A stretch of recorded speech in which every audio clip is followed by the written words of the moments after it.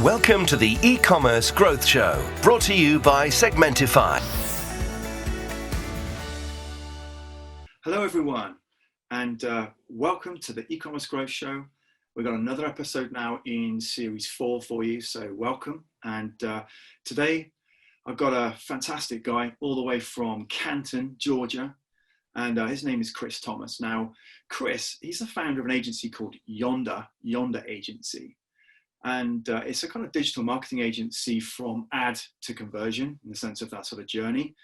But Chris, he's an interesting guy. He started life in the church, so he's a fellow brother.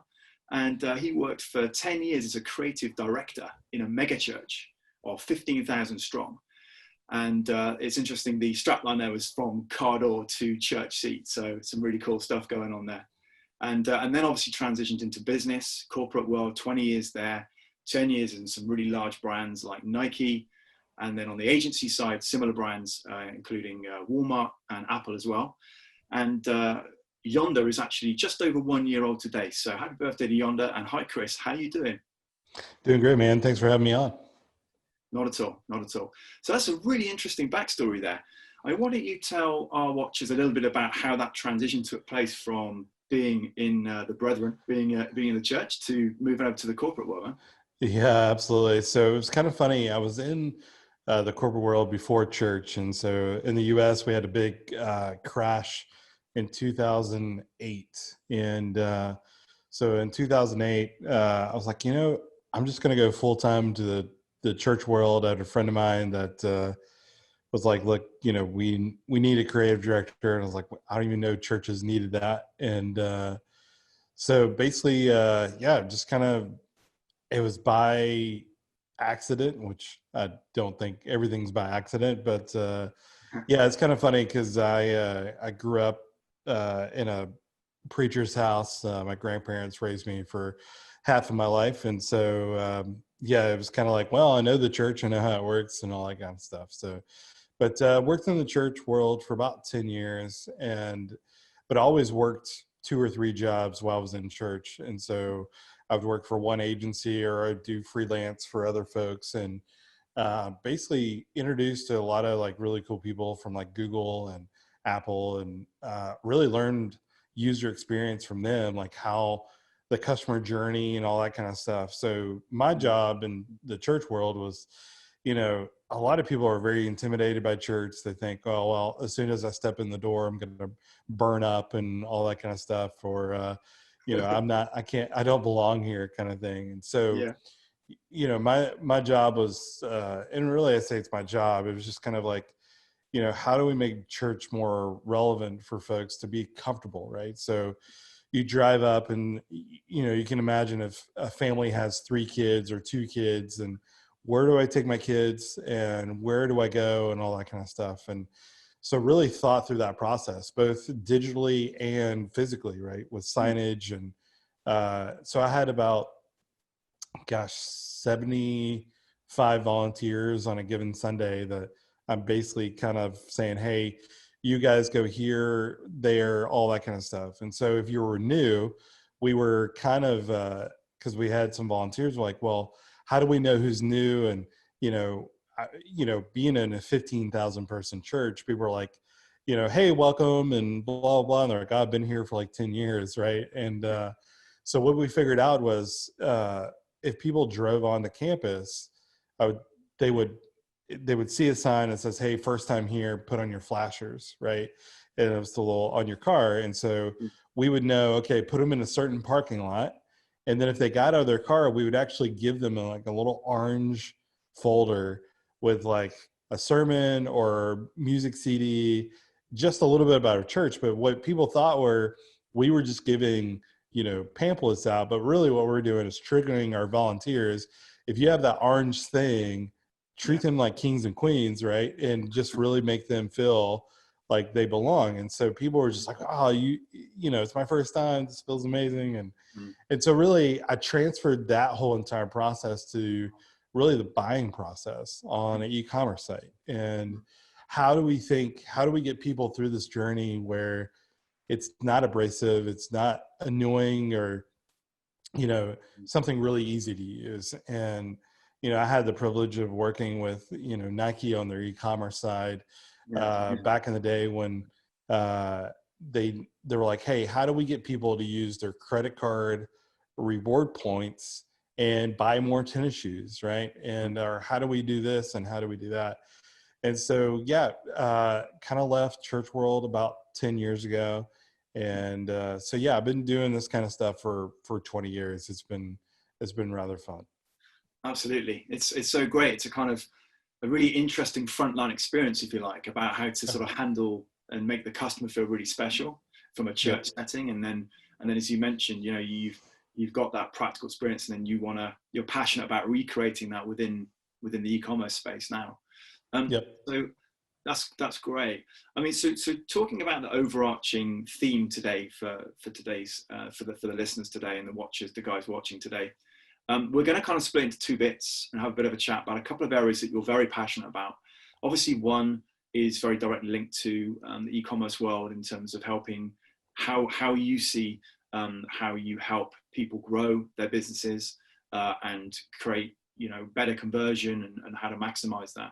And then the other side of it obviously linked to Yonder Agency and your passion for entrepreneurialism and how to help people out there, young and old, to make a success of that side of things and maybe take the leap if they haven't, or how they scale up if they've done it before.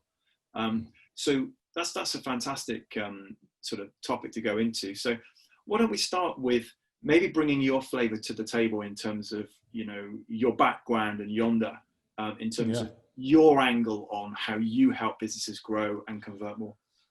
Yeah. So the reason why I started Yonder, I've been under the radar for full-time freelance for the last 4 years. And my wife and I last year, we have 2 young kids, and she's like, look, our kids are young enough. Why don't you just take a really good go at this? And because I kept complaining of like, I wish I could create an agency. And I was always terrified of like creating an agency that was more people than myself. Cause, I could control the process and all that kind of stuff. And there was a lot of big trust in it. And, in the corporate world, I was helping the corporate world make millions of dollars from helping them with conversions or like helping them with marketing and all that kind of stuff. And my background is, building apps and selling those apps. And then on that other side of like, once the app is open, how do we get people to be more engaged? Right. Mm-hmm.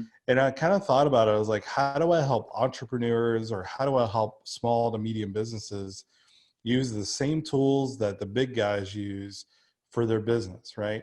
Mm-hmm. And it's on a different scale. And that's a wonderful, title for the company, and the backstory to that is so nice. And the fact that your company's named after that as well. And like one of the things I've heard over and over again about people that take the plunge and start their own businesses is that it's often out of a really, really strong backstory. And I'm sure that's one of the things you would say, in terms of being an entrepreneur, is that make sure you've got such a driving force of passion behind whatever it is that you're doing, that it gets you out of bed every day, and you're not going to like lose interest in some ways, because it's something that's going to be kind of all or nothing, right? In many ways. Right. So kind of breaking down, flipping over to the sort of the initial subject around helping those businesses to grow and convert. What are the key areas in your experience that you adopt in the agency that genuinely helps these brands to do that? Yeah, so we tell a lot of our customers to grow their email list, or basically create content that people want to view, right? And so people go, well, how do I grow my email list? Or how do I get people to engage on Facebook more? How do I do this, this, and this? And so we go into the approach of like, look, become the authority in your field, right?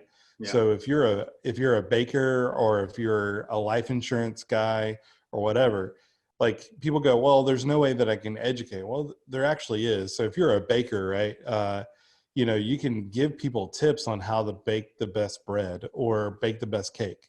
And it's like three ways to bake your own birthday cake, right?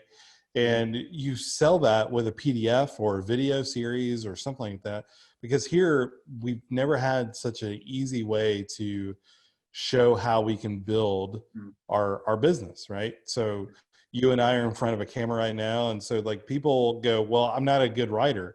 Well, you may be a good speaker, right? You may be somebody that you can put on camera and you just tell people, hey, this is how you bake a cake, or this is how you save money on life insurance or whatever.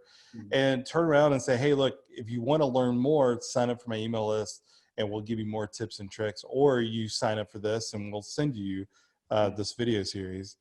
And really on Facebook and any social media platform, become the authority, right? So if you're, a craftsman, that builds stuff with wood, show them your process on Facebook and really become that authority. And so when it comes time to sell stuff, so let's say that you're selling a course, or let's say that you're selling a product. Well, you get to that and you go, hey, look, I'm selling this course. I've given you value over the last 6 months. Yeah.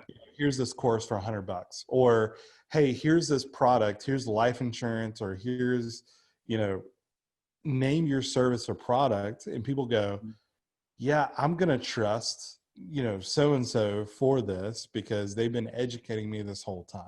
Yeah. And so with Yonder, we want to educate our customers, but we also want our customers to educate their own, right? We have a company right now that we're helping guide through this process of like, okay, how do you sell HVAC stuff, or how do you get more customers? And it's basically become, well, you educate why it's important to have quality air, especially during this time, right? With the pandemic and all that kind of stuff. And so once that's done, people go, well, you haven't talked about your website yet. I was like, well, there's a reason for that. You got to become the authority first before people even really go to your website. Because a lot of times there's so much noise and so many things.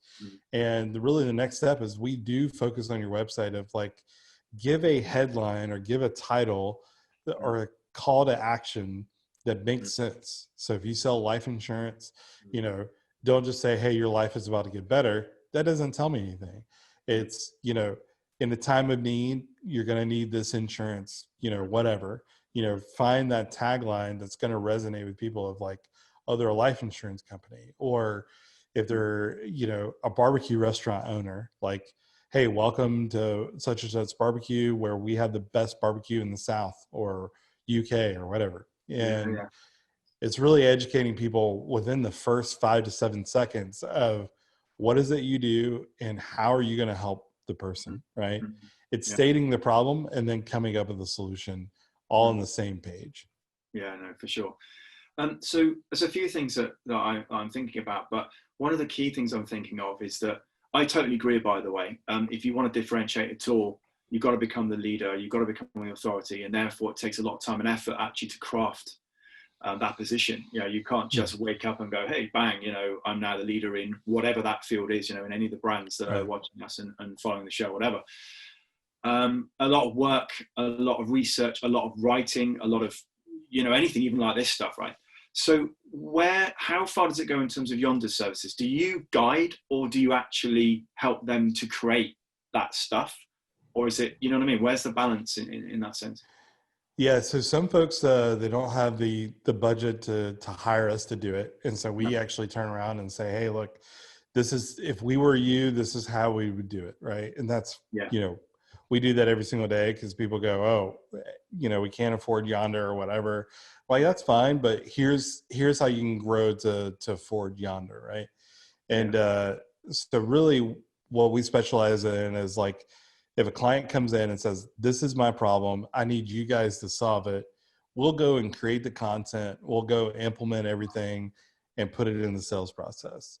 And really, they just kind of watch the leads come in. Wow. So basically, it's the full life cycle from ad to conversion. So how does the on the ad side then? I mean, obviously, I don't know too much about the actual engineering of it. I mean, do you do filming and stuff then, or do you work closely with the brand to understand what that content is and then transform it into the mediums that they want, or you suggest? How does it kind of work? Yeah, so basically we do the graphics, we also do the film, the video marketing. So we're kind of a different agency where people go, well, you must specialize in this one thing, but actually we're a full service agencies. So if you don't have a website, or if you don't have video marketing, or if you don't have photography, we do it all, right? So we'll either come to you, or we'll, we have pretty much resources around the world, which is great, to be able to say, hey, go to this client and we'll help you with all this content and actually coach you through video marketing, or like how do we write ads and all that good stuff. And realistically, we have a client that, very simple product. They just replace windows in houses, right? And they're like, hey, we're in a small town. We can't figure out how to get traction. And just by changing small little things, they're getting 3 to 5 leads a week, and they're growing their business, right? That's amazing. So we engineer it to where it's educational, and then we provide solutions. So that's just so good. I love it. And it's just testimony, really, isn't it, to the fact that we're not just talking about this, this actually works. This thought leadership position, we're in such a privileged time now, like you say, with all these incredible channels around us to go to market with, that all it really takes is a lot of effort, and really sort of climbing that tree of being authentic and really getting to the bottom of what your expertise is, and then showcasing it to the world. Interesting, you mentioned earlier on, which one of the other questions I was thinking of actually was, obviously we're addressing the e-commerce world here, particularly in the UK, but also globally. And there's a healthy mix, obviously, between brands that are, very fortunate to be, say, for example, in a very strong niche, or with a very strong brand, or in a particular area like fashion or something where they've carved their own niche. Do you have any advice for businesses that are more commoditized, that are battling in a much, much more competitive world, where, for example, you don't have that luxury of really having much, I wouldn't say thought leadership, but an easier way to get that kind of sort of top of the tree type position, if you like. So a brand that's doing a lot more in the commoditized world, where it's really down to margin and it's cutthroat. And what do you say to those kind of guys? Yeah, so we deal with that a lot. And so basically we're really big on like competitor analysis. Like obviously your competitor isn't going to be doing everything that we can do, or if they are, let's figure out the holes that they're missing, right? I've yet to find a large company or a small company doing everything that they're supposed to be doing when it comes to ad marketing or retargeting ads or any of that kind of stuff. And so we had a client that came to us and said, well, we have competition. They're killing us, they're crushing us, or whatever. And come to find out, like their competition wasn't offering anything educational. They were just like, we're the brand, that's it, this is who you go with.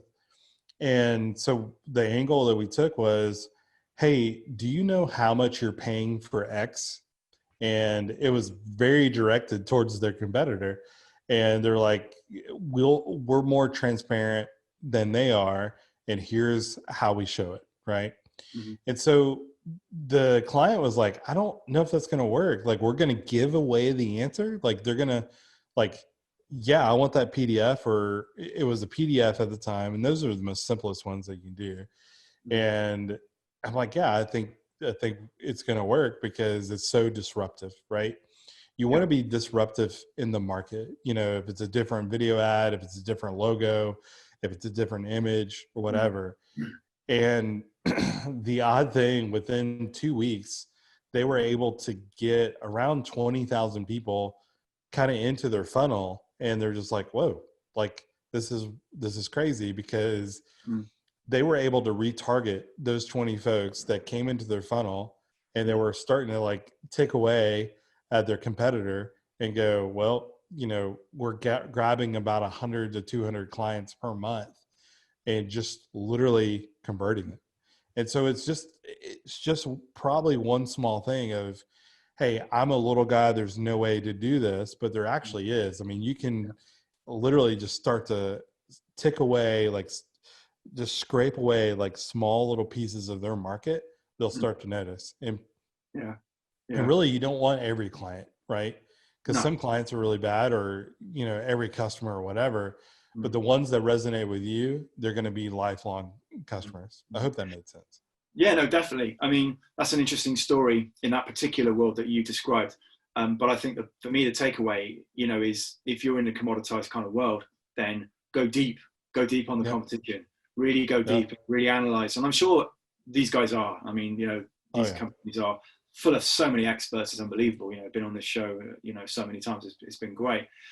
But I do personally resonate with that, not from my own achievements actually, but certainly testimony to Morat, our boss man, the co-founder and CEO of Segmentify. And I must admit, in terms of that differentiation, or going as far as saying disruption piece, just showing how powerful that is by doing your due diligence in the market. And he has done an absolutely phenomenal job of understanding, where are the pain points, not with the competition. It's not about throwing anyone under a bus. It's about understanding how you can improve to the client. How can you get a better service to the customer by analyzing what it is that the competitors are doing, and whether there's any pinch points or pain points in there, and how can you improve over and above that. And that's where we came across the need for more transparency, for example, pricing. So rather than having a price that is fixed into a long-term contract, and upfront, and involving lots of other costs, completely wipe the floor of all that. And not only say that you don't need to have a fixed contract, you're in a monthly rolling contract, which will keep us on our toes, not just that, but also, by the way, we're going to go the extra mile right now, guys, and we are not going to take a penny from you, expect anything from you, unless we have done a free proof of concept or split test with your current provider.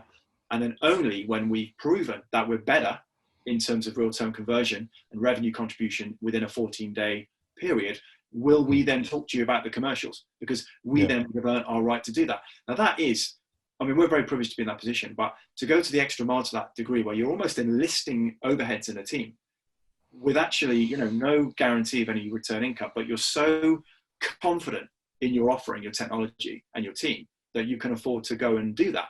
And obviously it's kind of working, So yeah, I can't shout loud enough about going deep in terms of that differentiation and disruption piece for sure. That's really interesting. So, let's float over briefly to the kind of entrepreneurial side, because I know you're a passionate entrepreneur yourself, and you made this leap with Yonder. And I'd love to hear a little bit more about how you were able to take the leap with the agency. Because you mentioned at the beginning, suddenly you're not just you anymore. You got other people, mouths to feed, right? So how did you make that leap? Tell the guys about that. Yeah. So, it's kind of weird. So a year ago, the image of my background would be completely different. It would be my basement. It would just be, in a dark, dingy basement with one window and that kind of stuff. And, really what it was for me, and a lot of people think it's kind of hogwash, a little bit of like a mindset, right? And really it was kind of the craziest thing of like, you know what? I know how to build this thing and I know how to grow it. And a lot of people know how to do things and know how to grow stuff, but they kind of get in the way of themselves, right? Yeah. Sorry. Sorry. And they get in the way of themselves. They're like, nobody's going to listen to me. Nobody's going to do it. And I just kind of like took all the tools that I've learned and took everything that I like literally knew that I could do and go, you know what, I'm just going to go for it and grow something that that I want to grow, and hopefully bring in people that are like-minded, that want to help businesses. And really the jump for me was, I need to pretend, right? We need to have that almost pretending of like, I'm going to pretend to be a bigger agency than I am, right? Yeah. I need to put a process in place. I need to like figure out the way that I send proposals out, or how do I, send emails out to clients? How do I make it feel like I'm worth what I'm really worth, right? And so when I started doing that, I started getting another client and another client and another. And, obviously I started an agency probably in the worst year of the history of Earth with everything that's happening in 2020. But, to be honest, instead of scaling back and just kind of going, oh, I give up and I'm just going to take the money I made and just go do something else, I went kind of the different route. I hired on a couple of folks and said, look, this is what I'm trying to do. It's risky and give me 90 days. And it's been great. So we went to one, which is just me, to now staff of 4. And we're looking to bring on a couple more folks. And really, it just comes down to, what you're going to do and what you have to do to get it done. Yeah. I tell a lot of people, and these people, well, I'll do it when, or I'll do it when, and all of a sudden that phrase becomes, I'm afraid of, right? And you just got to stop being afraid. And there is risk. Obviously there's risk. We know this in 2020, 9 to 5 jobs that were so stable and comfortable for the last 20 years, they're not anymore. That went away. And right now, people can start their own business, or they have a business, or like, oh, I don't know what to do or whatever. Bet on yourself, because that's really who you're betting on. You're not betting on anybody else. You're not betting on your boss or whatever. And if you feel like you need to grow a business, then bet on yourself. And because the worst thing possible, you can go back to doing what you were doing before. Yeah, right. Absolutely. Yeah. How do you, there's a number of things there, some really cool stuff. I mean, the first thing that comes to my mind on your last bit there is, how do you, if you are, like you mentioned, there's one thing that you become afraid of, or that thing becomes a thing you're afraid of. How do you, in your opinion, how are you able to bet on yourself? Yeah. So I invested a lot of money on learning, right? It's a lot of people go, well, I want to, if you want to start building tables, like wood tables that, but you don't know how to work a hammer or a drill or a saw, then you can't build tables. It's just not magically going to happen, right? A lot of people think right now that Yonder is an overnight success. Well, that's not the case at all. Jim, my business partner, we've spent a lot of hours learning this stuff, right? The 20 years of investment that I've learned, from designing an ad to After Effects to which is a motion design tool, to Keynote, to all that kind of stuff. It all leads up to now, right? People are seeing Yonder's highlight reel, right? They go, oh, you must be an overnight success. And really it's not, right? It's the athlete that is honing their craft every single day by hitting 100 or so golf balls every 20 minutes or whatever. We're just honing in our craft, and everybody knows the hill that they need to get over of, like, I need to learn this one thing. Go learn it, invest in yourself, because regardless if you don't start an agency or start a business or be multi-million-dollar or whatever, you are going to be valuable to someone, right? Somebody's going to go, oh man, I need to know that. And people may hire you as a freelancer, they may hire you on or whatever, but you have to learn the tools first before you can literally go down the road and really say, I'm going to start it. I'm a lifelong learner. People ask me all the time, they're like, why do you keep, learning the same thing over and over again? I'm like, well, because somebody may be doing it a different way that I never thought of, and I might need to implement it. And, obviously now I have my own way of doing things and it works and all that good stuff. But if somebody comes along, that there's always going to be somebody better than you and more successful than you, learn from those people. Like it's okay to learn from those people and not be jealous, right? Definitely. Or not be envious. Yeah, no, for sure. And actually that's an interesting comment there, really, about the concept of humility, authenticity and integrity and so on. And it's something, as fellow brothers, something we take pretty seriously. I mean, I was going to ask you, how do you feel, or do you feel your faith has helped you throughout your career, if you like, and also the transition of building Yonder? Yeah, it's kind of funny. I don't really talk about my faith a lot because the reason why I want people to go, there's something different about him because of his actions and the way he treats people. And I get a lot of questions all the time about it, or like, oh, do you go to church or whatever? And, it gives me opportunity. And so I think a lot of times, my faith has really grown this agency. I'm very grateful for what I have. Like, Yeah. it could be taken away very quickly, and, and it could go in an instant. And so I'm slowly reminded I need to treat people the way that folks have treated me in the past, where, humble, but they give leadership, they give advice, or they give their knowledge away for free. And I think honestly, just, you reap what you sow, right? Yeah.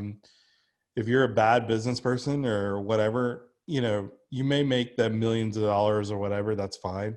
But one of these days it's going to come back. And time and time again, I see it happen. But really, I just kind of take the approach of, I'm going to be me, because this, what you're talking to right now is the same guy my wife gets at home and my kids. And, I think that's the biggest thing.